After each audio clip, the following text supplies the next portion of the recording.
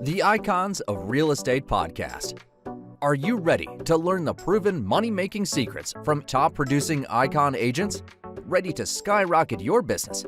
This podcast is for you. Tune in every week and find out how to implement proven strategies to 10 times your business.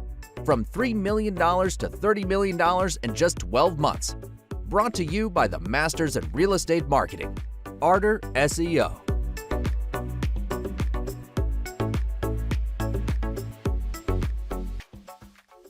Welcome to the Icons of Real Estate podcast. I'm your host, Ken Elbin, and my guest today was born and raised in Egypt, originally a practicing lawyer, and is now taking his love for family, analytics, and negotiation to the Canadian real estate market.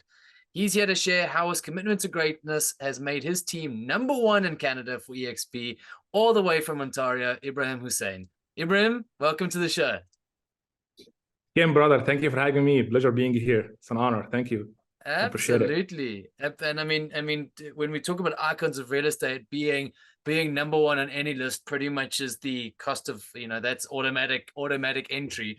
But there's a lot that's obviously happened for you leading up to that point. So this is your opportunity to take us on that journey. Tell us your story in real estate. Well, it started when I came to Canada into probably 10 and a half years ago. So I came in with the hopes of continuing my law career, do my master's degree in law with the MBA.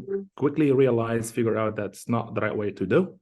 It was almost a step back, taking a U-turn, redoing the whole thing again, restudying. And I was like, wow. Okay.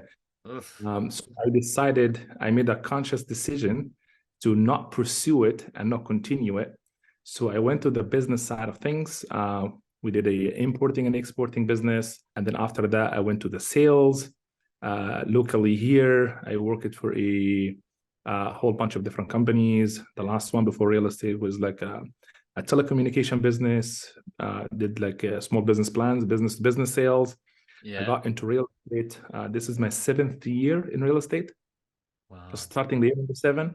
Started on a team. I'm almost firm believer that the teams is the way to go. If you want to go so far, you're gonna be part of something bigger than you, regardless. So I started on a team. 6 months in, we choose to go different directions, just for vision, for business planning. Great people, still friends. Everything is good.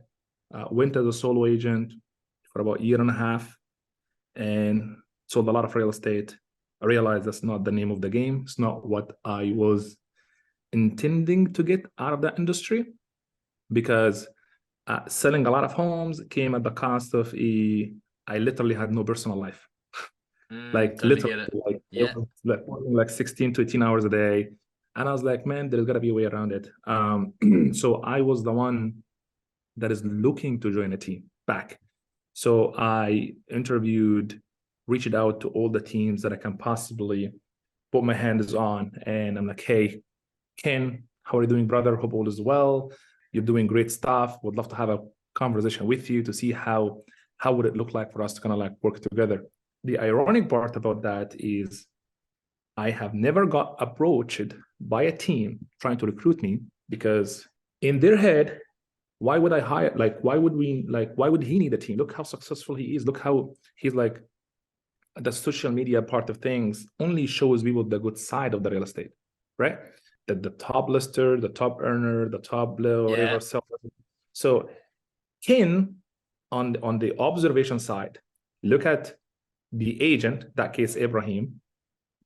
He's a rock star. He's top producer agent. Look at this, he's not gonna join my team. So nobody bothered to actually call me to tell me come join our team. Oh wow. So I was because everybody thought that everybody else was doing it. Nobody did it. Yeah, I mean, why? Like the vast majority of teams, they don't go after the top producing agent because they think that the top producing agents don't need a team, or what kind of value the team will provide to a high top producing agent like that. So long story short, I know the bad side of it, the ugly side of it that the social media doesn't show, which is the hustle, the work, missing all the family events, and all just the cost that you have to pay to be the top producing agent, basically. I decided, you know what, maybe it's not for me. No teams that I can fit on. So I just continue being my own to realize more that this is not the way to go, and I actually need a team. So as a figure of speech, or like, I don't know, like a cliche as that might sound, but that's the reality. I like, let's just start with the team that we couldn't find, because I am not the smartest person in the room. And if I am having those issues or struggles, there must be other agents out there who are having the same issues or struggles that I have. And they haven't found a team that they can see themselves joining and being part of as much as I have the same issue. So let's just figure out how can we build that team that's built for sustainability, built in a way that on a win-win situation, built with a longer vision, built to live in the future, to welcome its team member when they arrive to the future. Because guess what? Agents, they may be new to the business today, but you cannot afford but to live in the future to welcome them when they arrive, because they're going to become the best version of themselves at some point in time. So are you as a company living in the future to welcome Ken when Kim become the rockstar agent? Right now, he's brand new agent. He doesn't know any better. But I don't know. Could be 6 months, could be 1 year, could be 3 years down the road. Ken figured it out. Now he knows the ins and outs. He knows what the real estate market look like.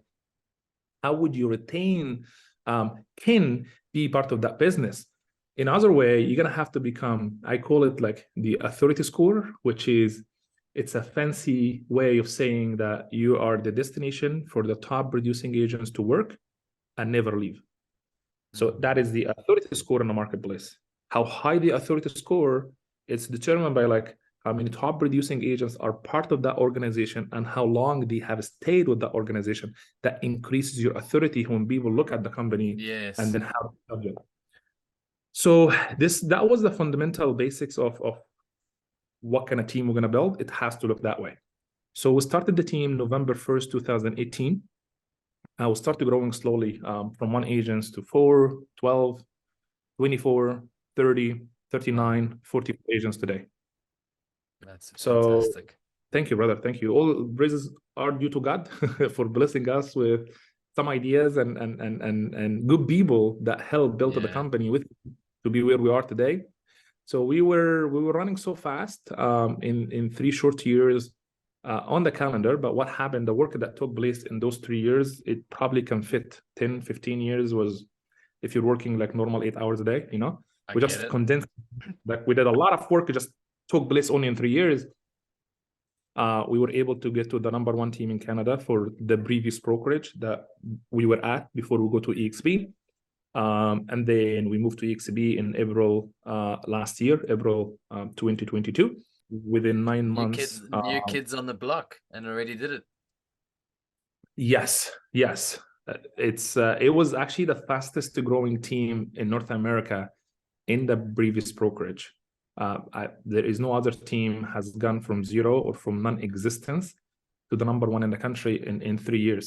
So that was a little bit of a testament to the people who should get the credit. And I just happen to get the credit on their behalf because I'm just the person who founded the company. But it's not really about me, it's about them. And I'm not trying to be humble here. I'm trying to give credit when credit is due. A team or a company is nothing more than the combination of the caliber of the human beings and the brains on that company. They are the one that makes the company. Without them, there is no company to begin with. So let's just get that right, you know. There is, in the closed doors, in the bigger, massive organizations, when you're in a mastermind, I feel there is, and I always say that was my very, very close friends who runs very big, successful companies and teams. Why is it that there is a sense of entitlement going on amongst the community of the team leaders? So team leaders, when they hang out and they talk, they all complain about the agents. And I get that, you know, it's very hard to manage human people, right? I mean, the people and the human beings and like emotions and like human behaviors are very... Sometimes it's like herding cats. Oh yeah. It's fun. It's so much fun. So like, oh, agents don't do this and they need this and require this. And like agents are entitled for this and that. And I get that. I understand. I get what they're saying. I'm like, nobody's talking about the sense of entitlement that is going on among the team leaders Like they feel that they're entitled, that they own the agents, agents working for them. Like, I'm like, can we talk about that instead of just keep always blaming the agents, and then we wonder why there is always. And how did that go down? It was a very interesting conversation. It's always, we're always like teasing each other and talk about that, and they're teachers for me. Like, I always learn from them, and we always share back and forth. But it's a thing, it's a reality that we can't just ignore. And then the moment you have a self-realization and situational awareness, what the heck is going on around you here, you realize, let's just think less of yourself and more of the people with you who actually got you where you are. You're just a vehicle. You're tagging along with them, but they're the one that doing the work, not you. Yeah. You're managing the work. Totally. So it's just look at it differently. And if you really truly want to build something very unique, you're going to have to understand what are the people who maybe, most probably, some of them are a lot more smarter than you. God has given them just higher IQ than you have. That's it, period, and you're working with them. You're going to have to acknowledge that. And then how can you work alongside those rock star people and give them the credit that they deserve, the appreciation that they deserve, the recognition that they deserve, and the win-win situation that they deserve, and the career path that they deserve, and not feeling that you are their ceiling, because a team leader is nothing more than you are the ceiling of the growth of the organization, because the organization is going to grow as far as you personally develop yourself.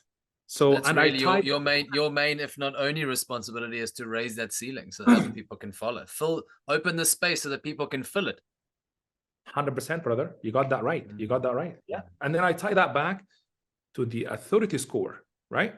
So what is your authority score in the market center?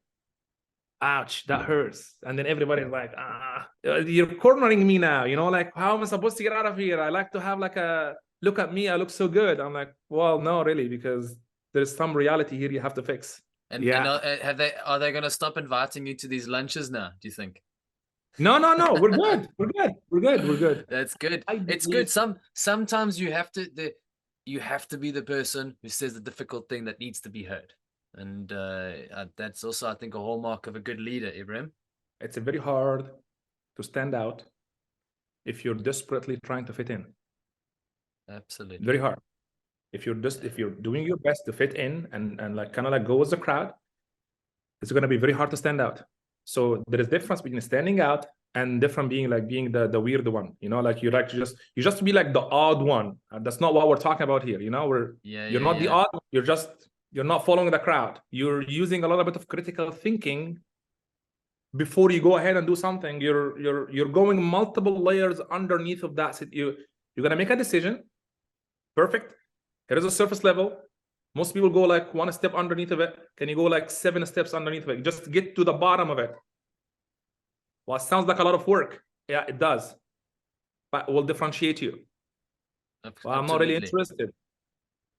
Well, if you're not really interested, you're going to just fit in with the crowd. Sounds like what you're talking about is a difference between a transactional broker and the trusted advisor. Big time. Yes, you are the trusted advisor for the top producing agents to choose to run their business at that company. You founded a company so they can run their business at. I like that. Not working for you, they're working with you. Fuels back the culture, it fuels back the overall look and feel for the company and the speed of growth of the company. I love that. But one of the things you were talking about was standing out, and a very easy way for realtors to make that association is through marketing. What do you and the team do to put your brand out there to the community? How are you generating interest? We're really big on the digital marketing. We don't do any printing marketing whatsoever. Like, there is no right way or wrong way of doing anything. We just don't do it. We don't do any printing marketing. There is no billboards. There is no radio ads, no bus benches. We don't do any of that. We're really big on the online marketing, and we have a really big fat budget. We're all over the places. We're all over the internet. We're all over and we invest back in our people that empower them to have a big financial power behind them, big manpower behind them, to give 7-star service to their clients. So when they do that, the other agents would love to have the same thing that those agents have. So they become part of the team. So they can give the same service to their clients. So their clients would love to transact with us because we give them the best service. And then the agents become the #1 advocates for the team, They aka become the business cards. That's correct. There we go. So I'm a firm believer that every team member, every business partner, when they walk into an appointment, they are the CEO of the brand in front of the client. So the more tools, power you give them, power them to give that service to the clients, the better the company becomes. And ironically, we I don't know, but last year we did 411 million of sales volume with zero advertising on buses, billboards, none of that. Which is great. And especially if we're looking at a more environmentally conscious way of doing business. It's something you have to consider. Yeah, so it's there is no right way or wrong of doing it. It's just our method of marketing to reach the clients. We're big on social media. We're big on SEOs. We're big on Google in general. And we're leveraging all the agents' exposure and database. And we're big on a community events as well. This is how we get our name out there. And then the internal word of mouth. So I think it's that 83% of the business we do comes from past clients and referrals. 83%. That's a big number. We're not selling like 50 homes a year to 83%. That sounds like 41 transactions. That's not what we're talking. I'm talking about like hundreds of transactions, and you're still maintaining 83%. You got to be doing something right on terms of marketing to touch with those people. Not just in terms of marketing, in terms of that initial interaction. You know, marketing, you can't market your way, you can't market yourself out of bad service. So it's clear that it's the experience that your clients are having with you, which is making them want to work with you, and the marketing's reminding them that they should work with you. Yes. Dig it. 100%. 100%. Yeah. So it's a constant improvement for what we're doing, and how can we wake up every single day looking at did we do something today to earn what we have and earn the continuation of what we have. So a lot of people and that's I don't think this is real estate related. This is like a personal development. This is like, I don't know, like a gratitude, whatever you want to call it. But you wake up this morning, first of all, somebody else went to bed last night. They didn't wake up this morning. For the fact that you woke up, that's the #1 thing to be grateful for. Number one win. Number two,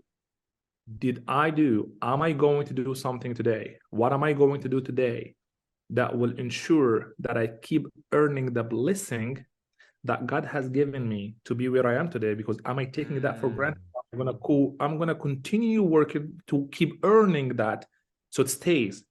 The vast majority of people, they recognize the blessings that they have, anything in their life in general, by the loss of it. When they no longer have it. So true. So true. When they no longer have it, they realize, oh man, like whatever. So a constant reminder to ask and pray that may the Almighty God bless us to recognize the blessing that He has given us by the continuation of having it and not by the loss of it, because recognizing the blessings is a blessing on its own. Like recognizing it is an actual blessing in itself. Yeah. So you're gonna have to earn the continuation of it, not by like, oh shoot, now I know, God, man, like I wish if I like I remember whatever. So we need to get you onto a coaching platform at some stage, my friend. Thank you, brother. I appreciate that. I think it's good. It's gonna be the natural. Mark my words, it's being said on this episode. I don't know what the number is. You hit it here first. I think one day we can expect to see Ibrahim leading his own little coaching movement. I appreciate you, brother. Thank you for that. Thank you. Good. Well, I've Yes, planted the seed yes. now. You get to decide what you want to do with it. But real estate's going to drive you crazy. Even if you have the best system in place, what do you do to unwind or stay grounded? When we're in the office, we work a lot, like you said. You for many years you sacrifice social life, but there's still going to be a time where you have to recharge the batteries. What do you do in Mhm. your spare time when you're not in the office, so you feel like you feel a bit more grounded, feel like a human? Family, brother. Family. I have a 2 years old daughter. It's my wife and I, like my little family. Weekend is Saturday and Saturday, typically. My day off is Friday, so I don't really work Fridays. Okay. So naturally, I paid the dues. I paid the price that I earned the right to technically have 3 days off every week. Of course. So I get to spend time with the family. I work anytime, doesn't matter if it's something urgent. I pick up the phone and I do what needs to be done. But like it's if we're setting a business goals and a business commitment for the year, and here's what I need to do in 2023, the number one thing is the personal goals that the business will have to serve, because the purpose of the business is to fund the perfect life. If you don't have that perfect life, there is no point of the business. So I need to do, here is my goals personally first, and then what do I need to do on the business side that can fund and can service and can like enable that personal to be achieved. So it's never the other way around. So I look at the number one thing to do if you're starting in the business, or if you're in the business, if you're big in the business, if you want to scale the business, whatever stage you're in, learn what not to do before you learn what to do. Absolutely. Learn what not to do. Look at the people around you, and like I look at, okay, Ken is a great guy. He's super successful. Everything is awesome. What is it about Ken that I shouldn't be doing first? What is it about Ken that I shouldn't? Give me that list first. Bum bum bum. I'm gonna analyze the crap out of you. So learn from the mistakes. So I don't have to. It doesn't take a genius to learn from their own mistakes. It does not take a genius to do that. Everybody should learn from their own mistakes, but it's a little bit of an extra step to learn from other people's mistake, so you don't do it. Because if it took Ken 2 years to get from point A to point B, if I avoid the stuff that I know that he shouldn't be doing it, probably I'm going to get there for only half a year or 1 year. By just avoiding doing the stuff that I know that he shouldn't be doing it. So down, like it's a family time for me. I'm very well connected. My like the rest of my family lives overseas, so I go there like twice a year. So I fly frequently. It's outside of work, family. Good. And if someone if someone's wanting to reach out to you, either because they've got a client to refer in Ontario, or maybe they even want to join your team, how do they get in touch with you? I'm very easy to get a hold of. Just whatever the name on the screen right now, Ibrahim Hussein, Hussein. Just look me up on Google, on social media. Very easy to connect. Cell phone numbers there. DMs and social. I'm very easy to get a hold of me, and I will be personally replying to. I do have assistance. I don't have it. Nobody touches the DMs or anything. If you got a message from me, it's actually me who's emailing you, me who's replying to you. So I will personally reply to you. I'll be more than happy to have a chat, regardless of whatever. If you want to have a business conversation, if you want to have like a business strategy session, whatever you need, I'm a firm believer of we raise by lifting others. And then the more we give, the more we get, and givers gain. So we love to give because it's part of our core values, contribution. You contribute without waiting for anything in return. And then ironically, you're going to get a lot more than what you give. Love it. Ibrahim, it's been such a pleasure having you here. And I'm putting in my ticket. Absolutely. And I'm putting in my ticket now that when Affinity Group make it to the top of the Canadian list for EXP again this year, early next year, I need you to come back and give us an update. I've been honored to do that. I've been honored to do that. Thank you, my man. Thank you, my man. I appreciate you, Ken. Thank you for that. Fantastic. And so from myself, Ken Elbin and Icons of Real Estate Podcast, and Ibrahim Hussein over in Ontario, Canada, rocking with the Infinity Group. Thanks for tuning in, and we'll catch you on the next episode.